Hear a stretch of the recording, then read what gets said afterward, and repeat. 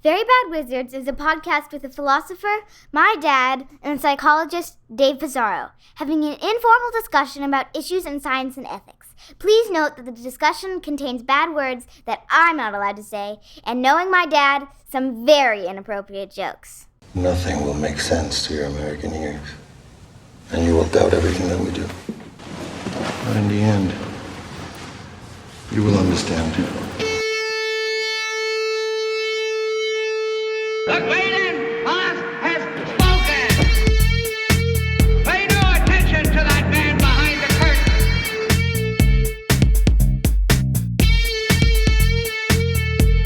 Who are you? Who are you? A very bad man. I'm a very good man. Good man. They think deep thoughts, and with no more brains than you have. Pay no attention to that man. Anybody can have a brain. You're a very bad man. I'm a very good man. Just a very bad wizard. Welcome to Very Bad Wizards. I'm Tamler Summers. Dave, Happy New Year. Happy New Year, Tamler. Trump invaded Venezuela. ICE just assassinated a lady in an SUV in Minneapolis, and a Texas A&M philosophy professor was told to remove Plato readings from his syllabus because of state laws on covering gender and race in the classroom. Is this a Happy New Year, really? I thought you were going to ask me to rank these in order of greatness. Which one made America the greatest? Yeah. Oh, God. You know, I didn't have high hopes. I had some hopes that it was going to, usher in the new year with a little bit of peace. But Based on alas, what? nothing. Based on absolutely Just a general optimism. Yeah. I need to get off of Twitter. It's just it's actually been sucking my brains out through a straw. It does feel like I've never been in the camp of this is Nazi Germany all over again. It's a fascist regime.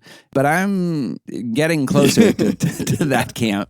It feels like every week. I just hope that when it's all over, it will be like a quick, atomic detonation. Yeah. And we won't even we'll all die together and we won't feel it. Yeah, that would be, I would take that. That could work. The Texas A&M thing is fucked up. Yeah. This is both on your home turf and on your home turf. This is Texas and Plato, two things that are just it's pretty much all about you. Yeah. I mean, so the reason it's Plato, it's not like you're not allowed to teach Plato at all anymore at Texas A&M. This was a professor teaching contemporary moral issues, and I don't know if it's through a textbook or something, but there's modules, and one of the modules is gender and race ideologies. And, according to the professor, he just presents these readings, and you can talk about how good the arguments are or whatever.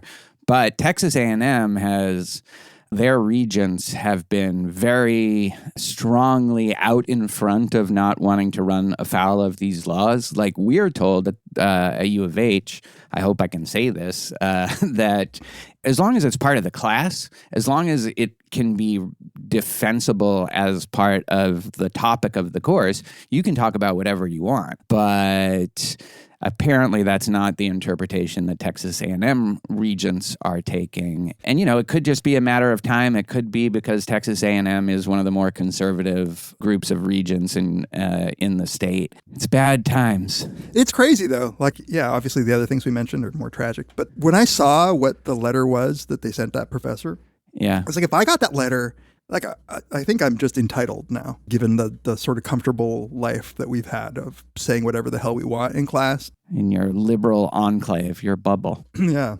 But if I got something saying, hey, we looked over your syllabus, everything looks good, just remove this section, I'd be like, motherfucker, what? Are you fucking kidding? No, totally. And the reason that Plato is relevant to the gender thing is because of his discussion of the split souls. Is that right? Yeah. But there's no I know. I'm just. Yeah. That's in the symposium, that discussion. And maybe, I don't know if he's doing Republic, but it's book 5 of the Republic is where he gets real, like women can be soldiers and rulers too, as long as they're up to it. Yeah, as long as they've been bred properly. So, it seems also just blatantly unconstitutional, and that's what I don't get. Like, it seems like this professor, I'm sure he's already contacted FIRE and various academic freedom organizations, but it doesn't seem like a particularly close case. It's a public university. If the First Amendment means anything, it means this. Like, we get a lot of defenses from the First Amendment that private universities don't get. We get a lot of protection because it's a public university, and so the First Amendment applies in a way it doesn't in a private university. So I really don't understand how this is possible. Maybe it's just, do you want to go through the hassle and the expense of suing your own institution and all that might imply for your career? I don't know. It's crazy. I mean, we saw Florida go through this shit. Like, it's sort of unbelievable that we're living in this country, that this is happening. I blame the anti-woke brigade. They drummed up this fucking panic and people bought it. Of course they're going to buy it. They already kind of think it, but these people who are classical liberals, they also think that the universities are just overrun by Marxist gender warriors. And then they find out that like their followers are like composed of Nazis, and they're like, oh shit, I never meant it this way. Maybe we should rethink this. Yeah. Motherfucker. Right. Oh man. We are all, as always, though, have been on exactly the right side of history throughout all of this. Exactly. And that's why people come back to this podcast, to hear us talk politics. Actually, though, we're done with that now, right? Yeah, and to hear us curse. Oh, what? And to hear us curse. That was my segue. That was... I thought you said the anti-hero's curse. Oh, no. I think my hearing is going bad. That's going to be very bad for our podcast, actually. My family seems to think so, too. Yes, it is the anti-hero's curse, and we are anti-heroes. Yeah, so people tune in to hear us curse, to hear us say fuck, shit, cunt, motherfucker. We'll do it all. Dickweed, cocksucker. What we didn't know until just a couple days ago, and thanks to Josh Weisberg for sending this article to me saying it was right up our alley, swearing improves strength through state disinhibition. I mean, did we really not know this? Don't you feel a surge of like when Popeye swallows some spinach, like when you say motherfucker? Don't you feel like your biceps just like getting... Yeah. Well, I was telling you before that like a lot of these kinds of papers, and like the Batman one to some degree, the result is interesting but not surprising. It's just when they start talking about the underlying mechanisms that it becomes farce. Yeah, we can talk about that. But let me ask you a couple things. Like, this journal is The American Psychologist. Yeah. The lead author is named Richard Stevens. I guess he's at Keele University. There's also some Alabama at Huntsville people on the paper.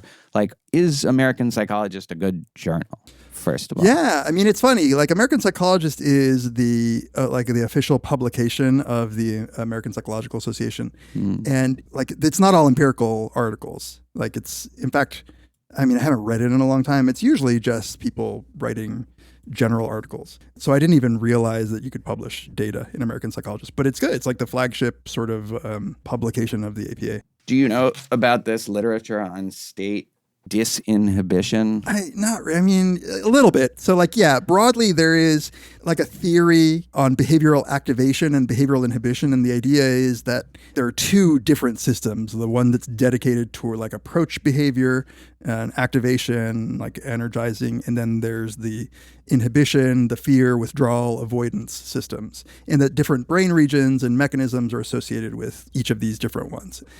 And then there's also work on willpower and disinhibition, right? Like you might think about alcohol disinhibiting.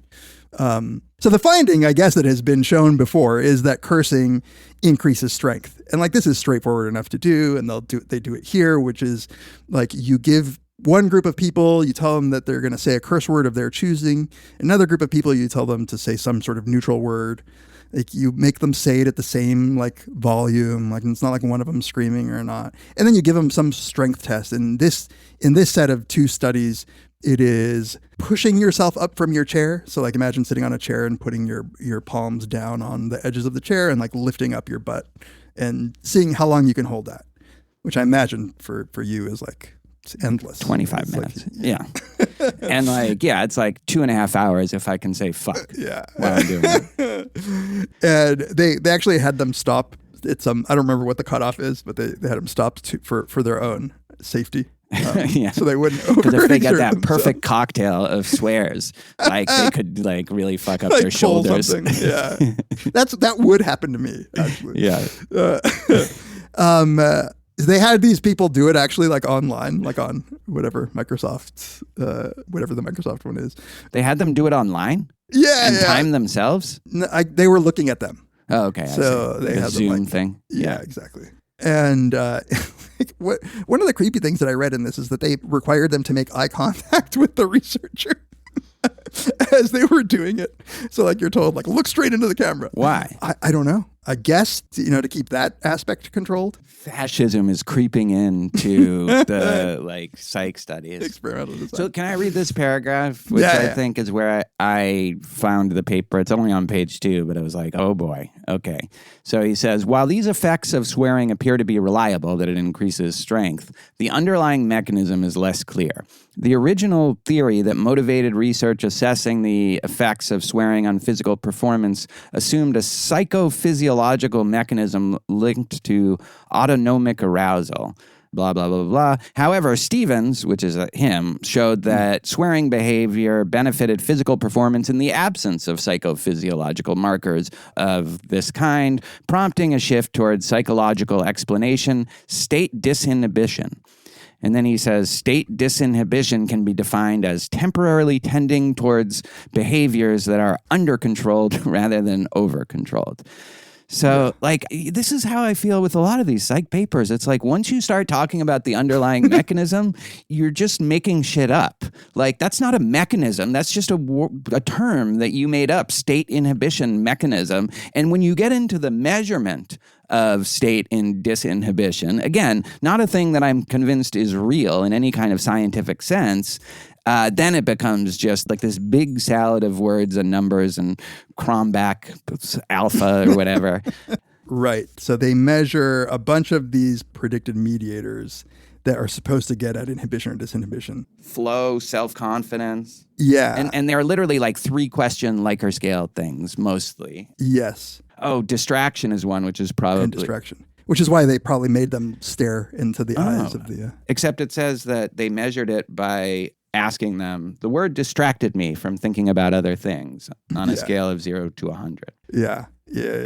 So, like, I agree with you in that I think that behavioral inhibition and behavioral activation are things, like in the sense that some people are inhibited and sometimes you avoid things and sometimes you approach things. Whether or not you can measure them with a 3-item measure of inhibition, I don't believe. Like, I guess, but is it a mechanism? State disinhibition?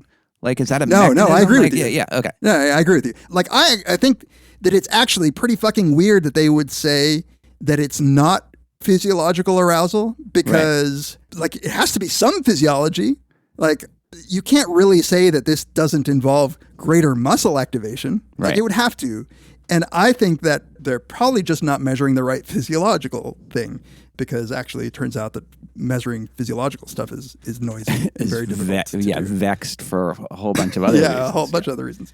Yeah, so that there's these self-report things that are used as mediators, I just don't buy at all. Like, it's sort of assuming a whole bunch, but one of the things it's assuming is that I have any access to, like, what's making the curse words work. Yeah, well, it doesn't ask you what makes it work. It's trying to get the extent to which the state disinhibition mechanism is firing up. That's right. What I mean, but why this works, why it works to say curse words to make you stronger. Right. Like that's the mechanism. But the way they do that, they don't ask you, were you disinhibited? Because that would be too straightforward and probably actually much the whole thing is ridiculous from the get-go. But I think that would be better than measuring psychological flow, self-confidence, humor as a way of determining whether you were disinhibited or not. Yeah. I don't even think, though, that you can get... So, like, the humor questions are like saying this word, like, was funny to me. Yeah. So, like, the assumption really is, like, imagine that that's a plausible mechanism, right? Like, maybe that is actually what's going on. Oh, like, saying the word seems funny to me, and that's sort of, like, loosening me up so that, like, I do this better. Yeah. The assumption that I could tell you on, like, some scale that, like, it's funny 6 out of 7 to me, and that would adequately be tracking how funny it actually was and how much that was causing. And what that connection is to the mechanism. Yeah. Yeah. So even if some reason like this was the actual mechanism, I don't buy at all that you would find it during this kind of study. Right. Even if you were just trying to measure, say, psychological flow to see how much you were in a flow state. Like, I don't know how much I was in a flow state by, like, when I'm doing push-ups or something like that. No, like, the only way it makes sense is to have, like, some sort of measure, like, afterwards. Say, like, if something about flow means you lose track of time, then I would think, okay, after you're done with the task, I ask you how long did it take, that you might be, like, worse off, like, worse at assessing that. But also, I don't think you can get into flow. I don't think anybody who's, like, studies flow would think that you can get into flow by cursing for 60 seconds or whatever, you know. But maybe in response to these concerns, they did a second experiment, which employed a novel means of assessing state disinhibition in the context of swearing, bystander apathy. When I read that, I thought I must be like, this must be a misprint. What could bystander apathy tell us about state disinhibition, and how are they going to measure that in this context? But they did. So explain this to me.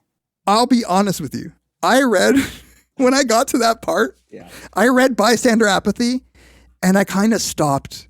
Like, honestly. Yeah. Like, because I read it and I was like, this is meaningless. So they had participants read vignettes describing scenarios in which someone needed help and rated their likelihood, speed, and extent of helping.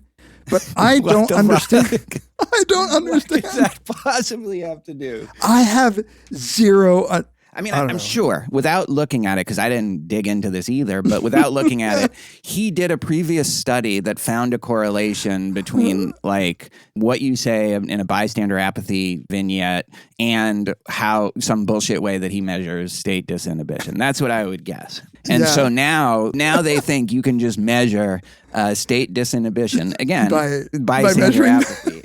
It's just...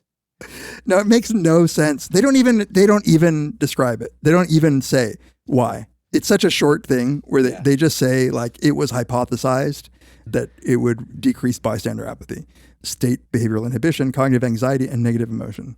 Wait, that would increase inhibition. So they would be, if they were less apathetic, that means they're more disinhibited? I guess, because bystander apathy is inhibition. So less apathy is more disinhibition. Anyway, it didn't show an effect. They were wrong, turns out. Separate mediation analyses showed no mediating effect for bystander apathy or flow. It's one of the more convoluted. I mean, I know we always say this. I think I've used that word probably in 80% of the time. But, like, one of the most convoluted ways to try to measure something that itself might not be real, certainly not in the way you're conceptualizing it.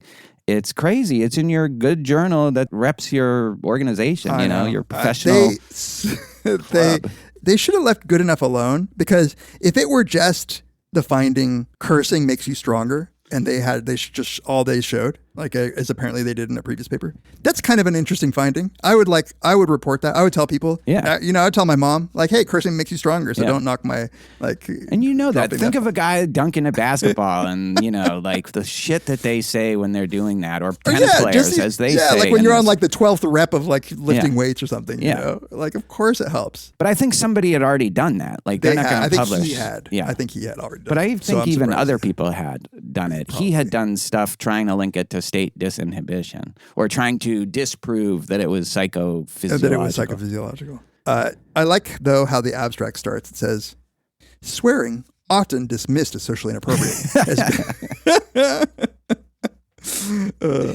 And then it the public significance statement, which is great that they make them do. Read this. In many situations, we hold ourselves back, and in doing so, limit our opportunities for success.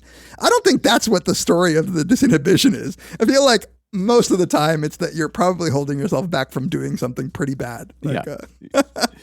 Right. Don't hold back. Curse.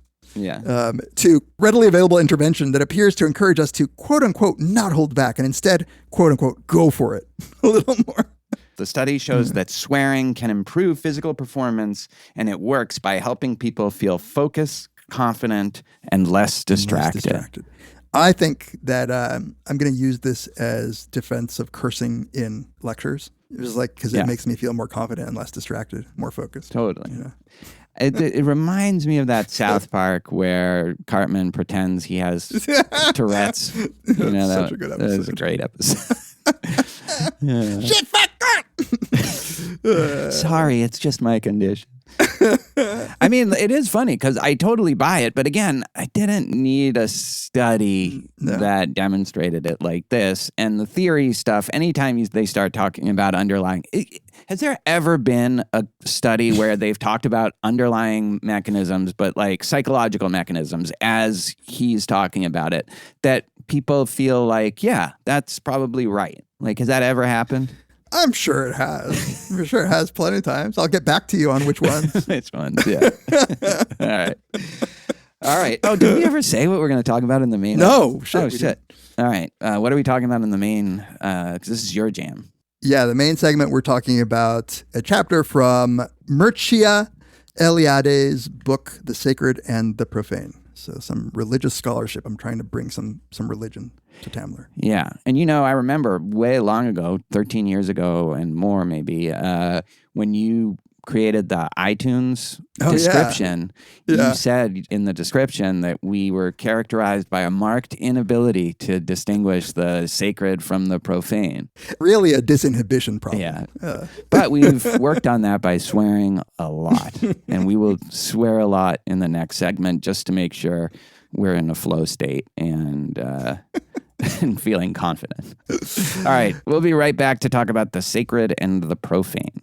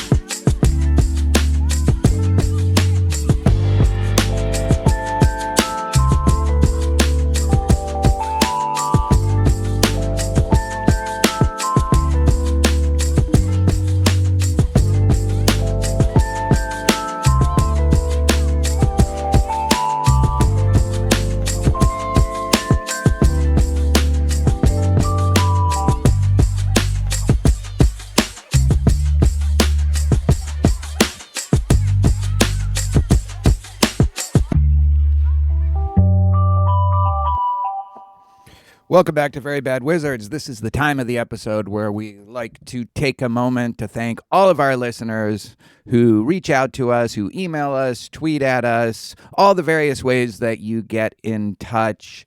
If you would like to do that, you can email us at verybadwizards@gmail.com, tweet at Tamler, at Peas, at verybadwizards, if you can still stomach that site. You can follow us on Instagram, like us on Facebook. You can join the subreddit. One of the moderators reached out to us and asked if we would do an AMA at some point, and I think we will. So keep your eye out for that. And a really nice way of telling us what you think is to leave us a 5-star review on Apple Podcasts, Spotify, wherever you get your podcasts. YouTube, I guess, we're just recently now putting our episodes on YouTube. That helps other people find the podcast. There's just an avalanche of them out there, as you know. And if you would like to support us in more tangible ways, you can go to the support page on our website. But the main way is through our Patreon. We do not do ads anymore, so The way we keep the lights on is almost exclusively, if not exclusively, through Patreon. There are a number of different tiers and lots of different rewards. $5 and up tier will get you access to all of our bonus episodes. And we've done so many series. Noir movies are maybe our favorite thing we've ever done, The Ambulators. Every episode of Deadwood, and just tons of David Lynch stuff, some Star Trek stuff that's mostly David. We even have an episode on ghosts on at that level. And right now we're doing a new series called The Lotus Eaters. We finally landed on that name thanks to a listener and a Patreon supporter. That will cover all the books of Homer's Odyssey. We're going 2 books at a time.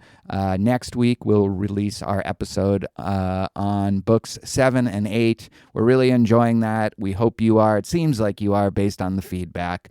So that's at the $5 level. At $10 and up, you'll be able to vote in our listener-selected episode tournament, which we will be doing shortly.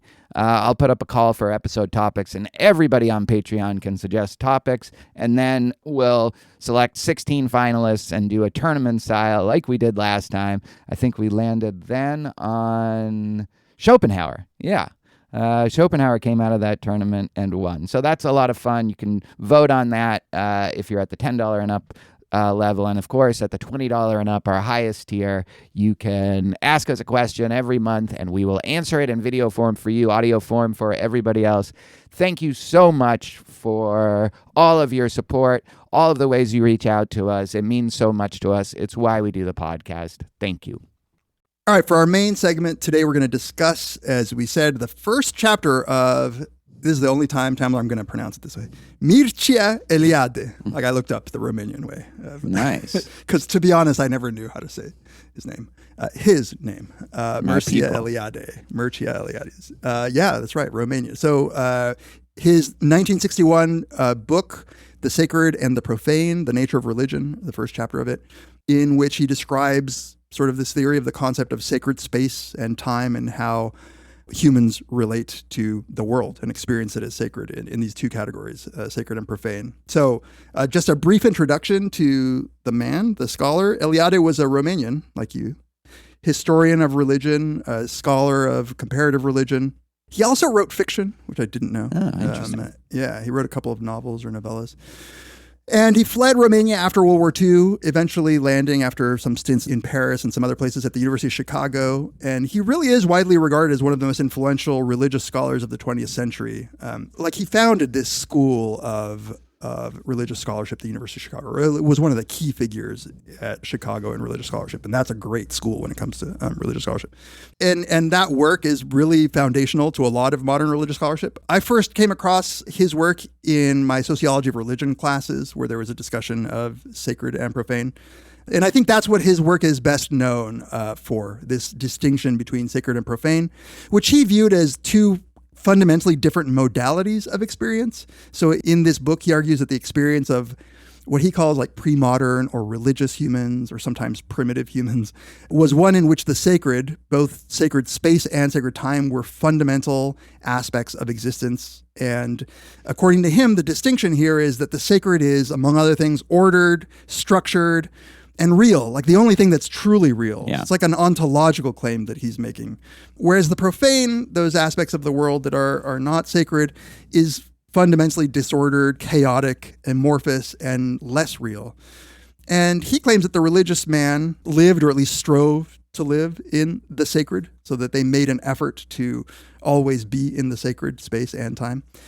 And so for him, religious man saw the intrusion of the sacred, so the appearance of sacred everywhere, whereas us modern men, have been desacralized. And for us, the world is nothing but regular old matter, and we've removed ourselves from this sacred dimension and experience. And I think he thinks there are implications to this, existential implications about meaning, and maybe just fundamental metaphysical implications. He has this line where he says, it must be added at once that such a profane existence, which you're kind of attributing to us, the moderns, the disenchanted modern people, post-Enlightenment, he says that it's never found in the pure state. To whatever degree he may have desacralized the world, the man who has made his choice in favor of a profane life never succeeds in completely doing away with religious behavior. This will become clearer as we proceed. It will appear that even the most desacralized existence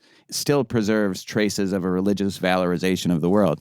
But he doesn't really get into that in this chapter, so I'm kind of curious. I don't know if you know, like, what he's referring to there. Yeah, no, so he hints at it in this chapter. So he says, properly speaking, there is no longer any world. There are only fragments of a shattered universe. I love that. An amorphous mass consisting of an infinite number of more or less neutral places in which man moves, governed and driven by the obligations of an existence incorporated into an industrial society.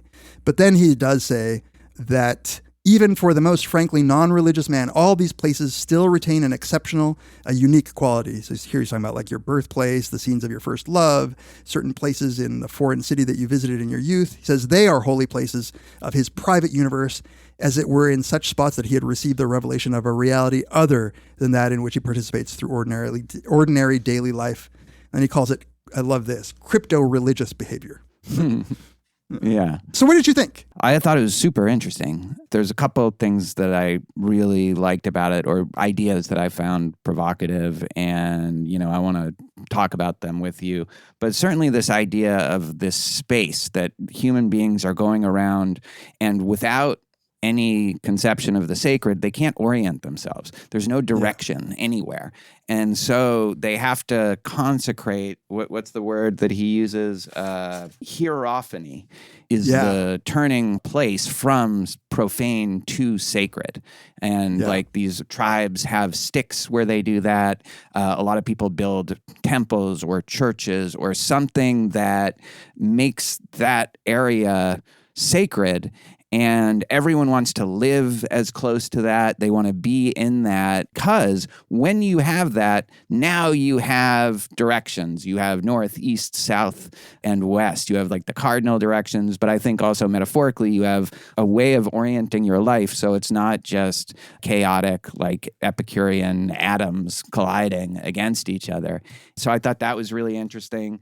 This idea of it's actually pure being, whereas the profane world is less real, more of an illusion. Obviously, that has a lot of parallels with, Plato, but then also, I think Buddhist thought on this issue. But, the whole thing is very cool. Sometimes I did wonder if ultimately, even though he's talking about all these tribes, and it does seem like a more Western-oriented way of looking at religion than Eastern, but I'm not even sure about that. I think, he says at the beginning that this isn't about the philosophy. Like, we're not talking about like articulated metaphysics of any kind. This is just how like ordinary people are. And even if Buddhism, probably would reject a claim that like space is different everywhere. Like I think they think like fundamentally everything is space, and it is homogenous, or at least real space is homogenous. It infuses everything, including the stuff that we misinterpret. But then, that's probably, if you go into the texts, they'll talk like that, and the philosophy text will talk like that.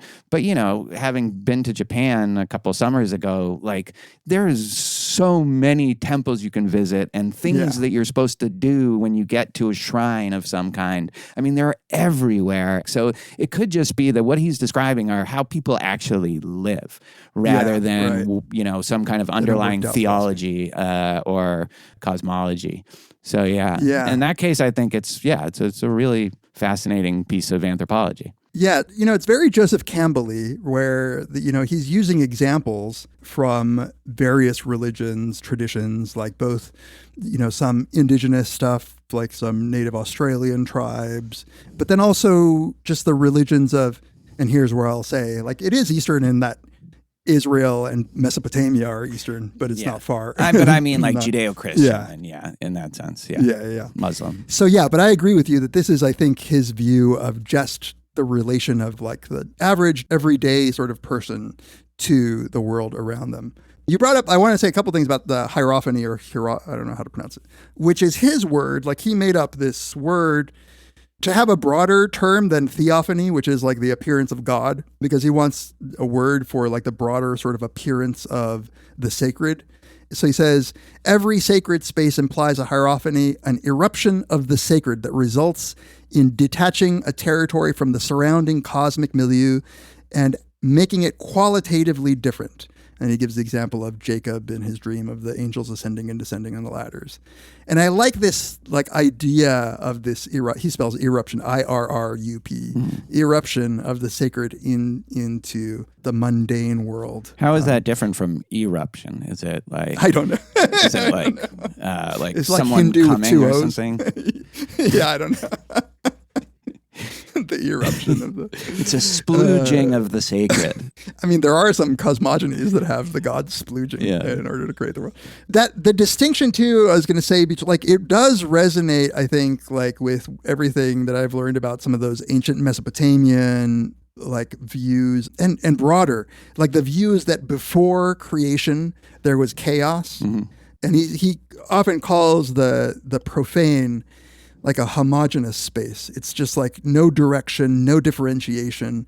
It is like sort of the chaos, the monsters of the primeval sea, like the serpent of chaos. And like what the sacred does is it comes in and it orders things. And so long as you're within the sacred space, you have, like, as you were saying before, meaning and direction. But everything outside of it leaves you just not only just uncomfortable, but he thinks, and this is where it starts getting a little confusing to me, like what he really believes about the metaphysics. But just like he thinks, less real. Yeah, less like, real. so, You're living in an illusory world. In that way, there's a lot of consonance, I think, with the kind of Buddhist idea of the fundamental unreality of much of experience. But at the same time, that's not incompatible with the idea that everything fundamentally is homogenous space. So that's what I don't totally get is, does he think that in this way of looking at it, not his personal beliefs, but in his way of looking at it, is the cosmos the real? You know, is the real ultimately homogenous of something? But it's, I guess not, because it's ordered. And so, it's ordered. And there's orientation there. So it is something about, to be real, there has to be a center. There has to be a center of, like, location-wise, and I guess metaphorically speaking, a center too. Yeah, and this is why I think, like, a lot of what he's talking about here about, like, what a sacred space is sometimes described as like a portal. Yeah, this is cool. That's cool stuff. Yeah. And I think that it is kind of Platonic or even Kantian, where he thinks that the only real thing is the forms or the noumena or the place where the gods are. And what we are in now is some sort of chaotic existence of the material world. And it is only when we demarcate spaces, and they have to be demarcated by this hierophany. So he says, like, and that really requires either something sacred happening or there being a sign. Yeah. Or in some cases engaging in a ritual. But he really thinks it's not that humans can go around choosing which spaces are sacred.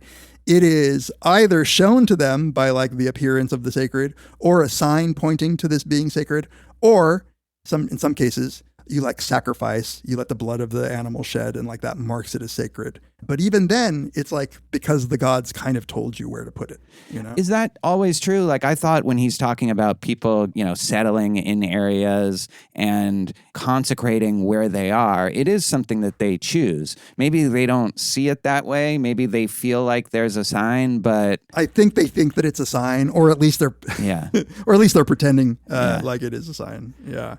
To the point where he gives us an example, this tribe that was, like, so separated from their sacred pole? Oh, yeah. That like they just ended up, like, dying. Well, so like they just gave up. Yeah, they had this stick that would do this hierophany, it was like a ritual. It was like the center, yeah. And so it could create centers, and then I think it broke or something, and so they just all laid down and died. Yeah. I couldn't believe, like, I was like, I think I wrote, like, is this true? Is that real? I know. This is where it's very Joseph Campbell-y. So I'm just going to read, like, a section where he's talking about the sort of the axis of the world. He's talking about mountains. He talks about Palestine a mountain that was so high that it was protected from the flood. Says, in a number of cultures, we do in fact hear of such mountains, real or mythical, situated at the center of the world. Examples are Meru in India, Haraberizeti in Iran, the mythical Mount of the Lands in Mesopotamia, Gerizim in Palestine, which moreover was called the navel of the earth. And remember, Campbell talks about the navel of the earth too. Consequently, the territory that surrounds it and that constitutes our world, quote unquote, is held to be the highest among countries. This is stated in the Hebrew tradition. Palestine, being the highest land, was not submerged by the flood. According to Islamic tradition, the highest place on earth is the Kaaba, because the pole star bears witness that it faces the center of heaven. For Christians, it's Golgotha. And so, he's tossing in a lot of examples that support his view. Yeah. But sometimes the method, I'm a little bit like, all right, but what about this? Yeah, I mean, is he cherry picking or not? It's also not that impressive when there are both Abrahamic religions, but I do buy it completely. Like that there is this. Again, I would say like the idea is that when you do that, you proclaim yourself at the center of the world. Yeah. And I guess that's the biggest divergence that I see if I understand the kind of non-dual traditions in what I'm calling Eastern, but I guess is just Buddhist Hindu thought. There is no center. We're centerless. Like you were trying to get rid of the idea that you're at the center of the world. You're not trying to create a new center because you don't think that there is one. There's just infinite in all directions, aware space. So that's where I don't know if this is, but again, that might be just metaphysics. That's like using Plato as a counterexample or something like that. Like it's not how people actually behave. Right. For what it's worth, he knew a lot about the Indian tradition, the Hindu tradition. He spent a lot of time in India studying, I think that's where he did his dissertation. But we don't get much of it. I think he talks about more in the next chapter, which is about sacred time. And he talks about cyclical time, which is obviously very important in the Hindu tradition. And how he thinks that once we adopted this sort of view of linear time, that we're also kind of alienated from the truth. Oh, I want to read that chapter too. I know. So this is also ends up being central. I don't know if he coins the term here, but later on he talks in his other writings, he talks about the eternal return, not in the Nietzschean sense, but what he means is that when humans engage in ritual, what they are doing is they're participating in the cosmogony, they're participating in the acts of the gods, and in that way, that participation is connecting them to it. And the cyclical time for him was a much better way of understanding that. You're repeating things that have happened in the past and that will happen again in the future. And he thinks that adopting linear time is sort of another way of losing sight of the sacred. Yeah. And, to add on the Joseph Campbell stuff, we were just doing Marcus Aurelius's Meditations, and he has that view of time too. And I think for similar reasons, and this idea that when we act rationally, we are closer to what the gods are doing. We are more like gods. And that's because of that more real. So I do buy that there is considerable overlap. And I think this is what people like Jung and Joseph Campbell are kind of pointing at. Yeah. And actually, Eliade refers to archetypes, not in the Jungian, in the fleshed out Jungian sense, but that he is referring to sort of the acts of the gods that we are repeating. There's something that I connected from some other readings I've been doing that is so interesting to me that I wanted to just share because it's about the Jewish tradition and the construction of the temple and then the eventual destruction of the temple. So in early Israelite religion or Judahite, the temple was of fundamental importance, but not just the temple, the land. And so when you look at the early writings, you get Jehovah described as being assigned to these people in this land. So much so that even if you're an Israelite and you're outside of Israel, the land of Israel, you don't have the same rules that apply to you. Yeah. Or if you're a foreigner and you're not Jewish, if you're in the land of Israel, all the shit applies to you. But the temple was the center of that. And it was important because of its physical space. It was that spot that mattered, right? And so here's what happens in the 6th century BCE.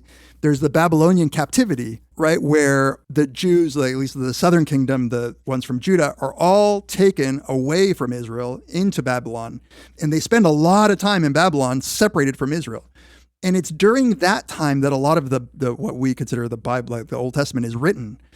And you see this shift because now you have like a real just upending of like the basic metaphysics of the you got to be close to the temple. Right? They're like away from the temple. The temple doesn't exist. They're away from their land. So what happens? The religion of Judaism becomes way more focused on identity markers that are independent of geography and location. And so then you have like a focus on diet and a focus on circumcision and a focus on just obeying the law. And that's what makes you a Jew. Whereas before, that stuff wasn't nearly as important as sacrificing in the temple. Like you go to the temple and you sacrifice. And then they weren't allowed to sacrifice anymore, right? And so you have like this shift. And some people say early on, what you had was a Yahweh that was the Lord of Israel who ruled over that people and that geography. Yeah. And now what you get is an abstractor God that rules over everyone. So even though we're now in Babylon, the Lord is the Lord of us and the Lord of this land. Like he's actually the Lord of everything. And you get this like real push toward monotheism. And really interesting. Yeah. Isn't that so fucking interesting? Yeah. So because of the fucking Babylonians, we had to get our dicks like parts of our dicks cut off. If we had just beaten them, like we could have like whole penises. So here's where you have like a difference. I mentioned briefly that I learned about this stuff in sociology of religion, but you get a real disagreement between Eliade and the sociologists of religion, even though he was before him, like Durkheim, who I think was the first person to really talk about sacred and profane in religious scholarship. But you get more modern sociologists of religion, like this guy, Peter Berger, who wrote a book called The Sacred Canopy. Yeah. I like that guy. Who makes use of this concept. And so in some ways he agrees with Eliade. But what he disagrees about is whether this is really about ontology. What he thinks is what the sacred is social construction. It's agreement. It is what people decide is important to them. And sometimes that's space and time, and sometimes that's other laws. And so that can account for why a religion can go, like the Jewish religion can go from being focused on holy places to being focused on things like other external signs of behavior. Whereas what they would say is for Eliade, it should be like kind of just like earth shattering to the religion to be ripped apart from their sacred places. Yeah.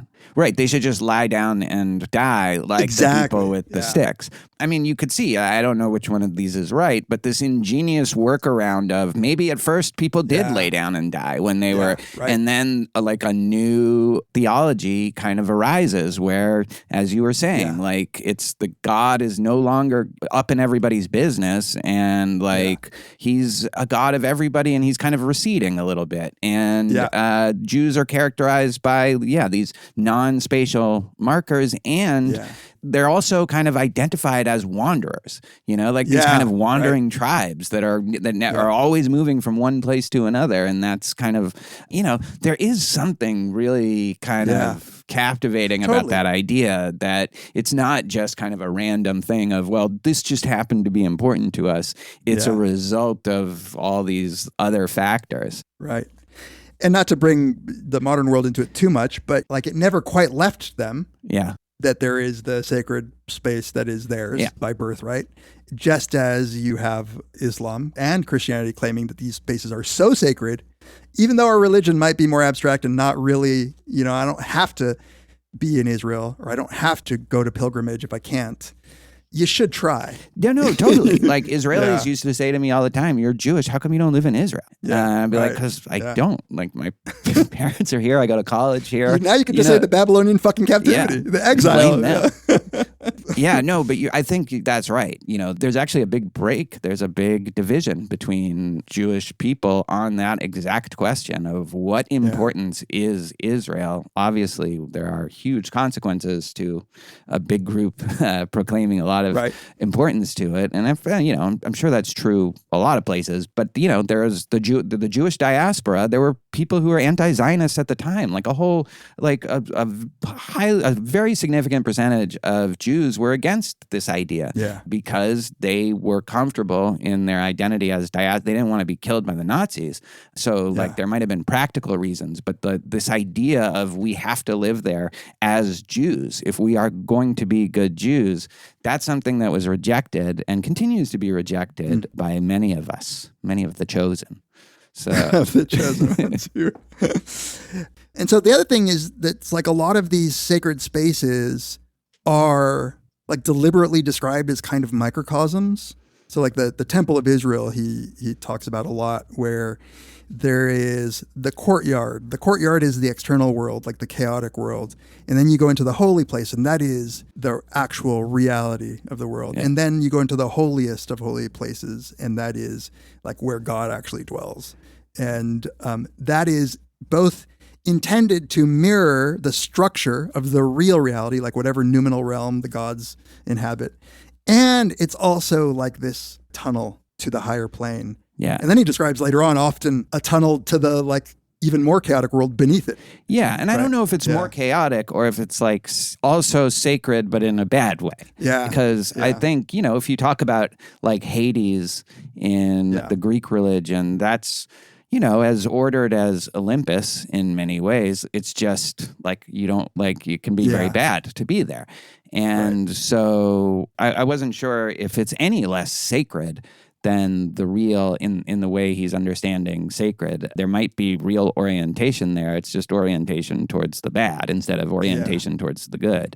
Yeah. So as I was thinking about this, like if this is taken as like something deep about our psychology, like let's set the metaphysics aside, that as he says, even modern humans can't escape this, like that we're crypto-religious. I had to admit to myself, I'm very crypto-religious about spaces in this sense. Like there are some places that I go because I really feel this connection. Like I'll give you some dumb examples. I remember going like 2 hours out of my way to the high school that Rod Serling went to and where there's like a historical plaque because I was a fan of the Twilight Zone and because it's like here in upstate New York. And I was like, I got time. I'm just going to go. And like taking pictures and really feeling something. Or another example is like I went to this, there's a place in Queens, in Jamaica, Queens, where A Tribe Called Quest filmed a video. And now there's this huge mural on the side of a wall that's A Tribe Called Quest. And I went there like just an idiot, just like drove to this little fucking neighborhood in Jamaica, Queens and sat there and just stared at it, like getting emotional, Yeah. Like, and it's like, why is the actual physical location important? And, I don't know why, but it feels deep to me. Like it feels totally like somebody stood here, I mean, people, and Eliza and I hope to be, join this group of people. They travel across the country to go to the town in Washington where Twin Peaks was filmed and to go to the house, Laura Palmer's house. And the woman who owns the house has been very welcoming of all these people. She's the person, mild spoiler, won't mean anything to you if you haven't seen it, who opens the door at the end. I remember reading that. Yeah. So that's literally a pilgrimage that people make. Yeah. They call it a pilgrimage. So I think that's one example where I'm like you. But then I also think this is true if you've lived away from home for as long as I have, and by home here, I mean Boston, where I grew up. It was about, 8 or 9 years ago, I went back there with my brother. I hadn't been back there in like 10 or 15 years. I was literally floored, like going in my old neighborhood and seeing all these places. Like I imagine that's what religious like Christians feel when they go into Notre Dame or something like that. Yeah. When they come out of the tunnel and they like to play football in Notre Dame. Is that what you're talking about? Yeah, exactly. I mean, Fenway is a cathedral as well for me, for sure, right? Oh, yeah. I was talking to my cab driver on the way back from the airport in JFK, and we were talking, he was just like going off about like how tearing down Yankee Stadium was like this sacrilege, Yeah, right. Like, it's a sacrilege. It's unholy. I think if people tried to do that, we did that with the Boston Garden, and that was terrible. Even though they built a place right across the street, it was... And they kept the floor, right? They kept the floor. Yeah, exactly. This is exactly, I think, the shit that he's talking about, like keeping the floor. Crypto-religious arena. Yeah. I mean, Hall of Fames are our ways of connecting. Like, there's so much, I think, where we do it. Now, you could try to do a deflationary kind of explanation. You could say, well, of course you go back home home and there's all these memories and, you know, like they're triggering those memories. I don't have memories of a Tribe Called Quest, you know? Right, like, exactly. Yeah, and it is hugely important. I think home has this effect more broadly. Like home, it's just that word evokes the sacred and maybe just is the sacred. And, you know, that's why I think we're so repulsed or repelled by when things go wrong in the home. It feels like it's either been desacralized or been gone from holy to passing through profane into like the hell regions. So, I do want to read when he talks about the differences. He has this description of the modern man, and he describes it with respect to human habitation. Because before he had said that, you know, you have the temple, and then you have people trying to make their homes also be this reflection, their houses be this reflection of the cosmology too. And then there's us. They're mezuzahs. Yeah. I mean, mezuzah is a good example of that, right? Like, so he says, for us, let's consider the formula of a famous contemporary architect, Le Corbusier. The house is a machine to live in. Hence, it takes its place among countless machines mass-produced in industrial societies. The ideal house in the modern world must first of all be functional. That is, it must allow men to work and to rest in order that they may work. You can change your machine to live in as often as you change your bicycle, your refrigerator, your automobile. You can also change cities or provinces without encountering any difficulties aside from those that arise from a difference in climate. And this is true in so many domains. I feel like it is a good description of how we have transformed these sacred things into something that can just be cogs for the capitalist machine to churn forward. Right. It's cookie cutter. Yeah. And, as much as I think it's important to have public housing for people who can't afford housing, like when you look at what public housing became, like Section 8 housing in New York, it feels like it's robbing people from having a home in the sense that like they're just randomly assigned to like cookie cutter apartment and don't get to have that specialness of it.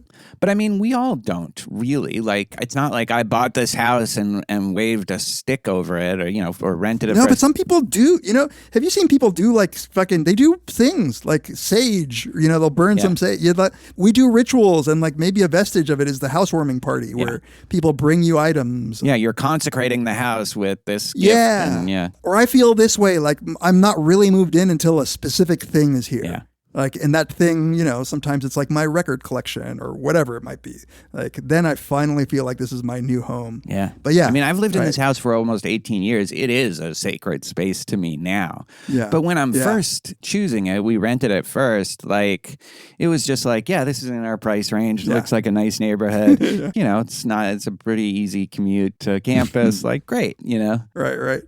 You didn't use like some sort of divining rod to pick your house. No. And didn't choose them by to what extent they evoked the transcendent or the numinous space. But I do think that this is why it's hard for me to distinguish. Has it become sacred just because I've lived here for so long? I'm so comfortable in it and I know it inside and out and I have so many memories in it. Like I've seen Eliza go from a 4-year-old to almost graduated from college in this house. So is that why? And calling it sacred is a stretch? That's what I'm not sure about. Yeah, it's interesting. I think that Eliade might say that just is what sanctifying is for modern man. Yeah. Like those memories of Eliza growing up have now made it sacred, whereas before it would have been some other mechanism or we have a script, like a religious formula that gives us these answers. Now we have to create meaning in a way that we're not all participating in the same ritual sort of cosmogony that our ancestors were, but we're still finding some way. Because we have to, because otherwise our life has no purpose. Exactly. It's anomie. And that's actually what Peter Berger's Sacred Canopy book is about. It's without these social constructions of the sacred, we face anomie and sort of existential meaninglessness. Isolation. And total isolation. Isolation, right. We lay down and die at that point, which, maybe if you talk about suicide rates and stuff like that, Durkheim also talks about this. Right. But maybe that's our version of that tribe. Yeah. Right. By the way, you reminded me of Dave Chappelle bit where he says, right after he left his show, he went to Africa for the first time. He just flew to Africa, and he said, and as soon as I landed, I finally felt like I was home because there was a McDonald's at the airport. That's funny. Okay, so here's where I think this might have incepted my wanting to talk to you about Twin Peaks, because he does rely a lot on sort of native or indigenous stories. And he's talking about, I don't remember what culture he says, but the ritual construction of the space, 4 doors, 4 windows, 4 colors signify the 4 cardinal points. The construction of the sacred lodge thus repeats the cosmogony, for the lodge represents the world. Yeah. Yeah. Like, I think Lynch, more broadly, Twin Peaks in particular, is all about these portals, these entryways from one plane to another. Like, the lodge is, you have the curtains to get into the lodge. Yeah. You have the waiting room, which is not clear. Is that part of the lodge or not? You have, like, Laura's house is clearly a portal to something. And then there's the ring. The ring seems like, once you put that on, that opens up some new plane of existence for you. It's filled with those things. And I think, like, in some ways probably our world is too. It's like when you go in, if you walk into the Tribe Called Quest place, or, people just saying something before they walk into a church, when you're on this threshold, that, liminal area, there is something like deep about being in that kind of, you're not fully in the sacred, but you're no longer fully in the profane either. And that's a place that's rich with all sorts of possibilities for you. And I do think Lynch and Twin Peaks is very much about that. At some point, I would just need to sit and talk to you about, like, what the cosmogony of Lynch is and where these portals are and which ones are and what they're connecting to. Yeah. You need to watch it again. Like, put your kids in like temporary foster care and rewatch, and then, very temporary. You just need to rewatch those 18 episodes, and then we could send them to South America. I would actually welcome. So, anything else? I guess we have talked about this, but I really loved this idea when he says, if we should attempt to summarize the result of descriptions that have been presented in this chapter, we should say that the experience of sacred space makes possible the founding of the world, whereas the sacred manifests itself in space, the real unveils itself, the world comes into existence. And this is where he talks about the irruption of the sacred. It affects a break in plane, that is, it opens communication between the cosmic planes, between earth and heaven, and makes possible ontological passage from one mode of being into another. And it's such a break in the heterogeneity of profane space that creates the center through which communication with the transmundane is established, that consequently founds the world, for the center renders orientation possible. I mean, we've talked about a lot of that stuff, but I think that's just a beautiful description, expression of those ideas. And I like this idea of the real unveiling itself as you do this. Yeah, I know. I like the eruption of the sacred. I like the view, for some reason, of like the things we do, the structures we build, or the places that we choose are like ripping open into the actual reality. Yes. We're pulling back the curtain, it's finally going to be revealed. Yeah. Maybe actually, I was going to read another quote that maybe fits earlier when we were talking about houses. Exactly like the city or the sanctuary, the house is sanctified in whole or part by a cosmological symbolism or ritual. This is why settling somewhere, building a village, or merely a house represents a serious decision, for the very existence of man is involved. He must, in short, create his own world and assume the responsibility of maintaining and renewing it. Habitations are not lightly changed, for it is not easy to abandon one's world. The house is not an object, a machine to live in. It is the universe that man constructs for himself by imitating the paradigmatic creation of the gods, the cosmogony. Every construction and every inauguration of a new dwelling are in some measure equivalent to a new beginning, a new life. Yeah. I think that's true to an extent for all of us, but it's definitely true for people more than for me. Like, here's an example of that for me is if we sold the house and moved to a different city, if they tore down my house to put in some new kind of McMansion-y thing, which has been happening in the neighborhood, that would break my heart. Like, if some other couple is living in this house, like, this is like 100-year-old house. Like, I would be really upset. Like, I'd be willing to sell it for lower price if they weren't going to do that, Yeah. On a really similar note, the person I bought this house from, I ended up knowing a friend of mine from here at Cornell. He had raised his children in this house, and like they sort of outgrew it and they got more money, so they moved. But he turned down offers that would have gotten him paid earlier so that he could give it to me, so that he could sell it to me. And when I told him, Tamler, like that we were having a daughter and that she was going to, he started tearing up. Like, he was so happy that I was like having a family. Like, it was such a tender moment. I would feel the same way. Yeah. Like, this is where we had Eliza when she was 4. I know. So, like, I'm happy to share my sacred space with others unless they destroy it. Yeah, because it's like something that you created. Yeah. And it symbolizes the creation of the world.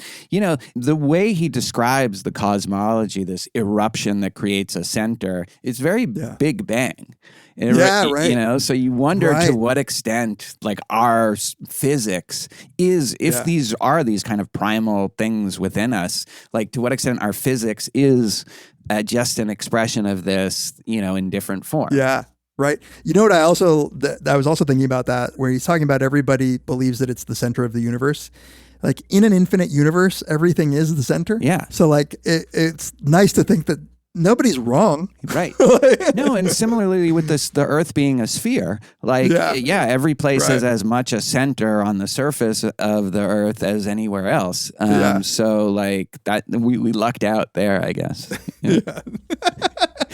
Suckers who live on triangles. Yeah, like then everyone's trying to get to the center of the triangle, There's this general thing that I hear in a lot of traditions, or that people say, that the act of creation of any kind is sort of taking part in divinity. Like the act of creating something like art or even a physical structure, making something from what is chaos, bringing some order out of the chaos, is partaking in that like primordial moment of creation. And like, I just like thinking of that. Yeah. And we're making a podcast, Tamler. Yes, we are sanctifying your ears. We have defeated the serpent of chaos, or we are Zeus who has killed Kronos. And we've taken the staff.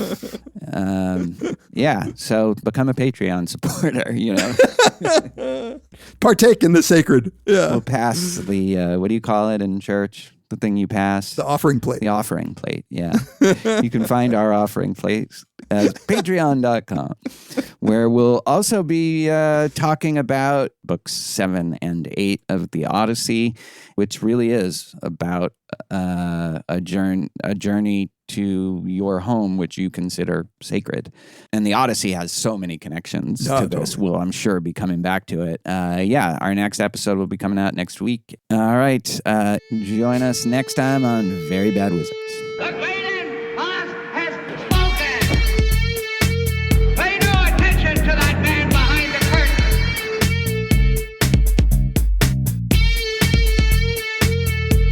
Who are you? Who are you? A very bad man. I'm a very good man. Good man. They think deep thoughts, and with no more brains than you have. Pay no attention to that man! Anybody can have a brain. You're a very bad man. I'm a very good man. Just a very bad wizard.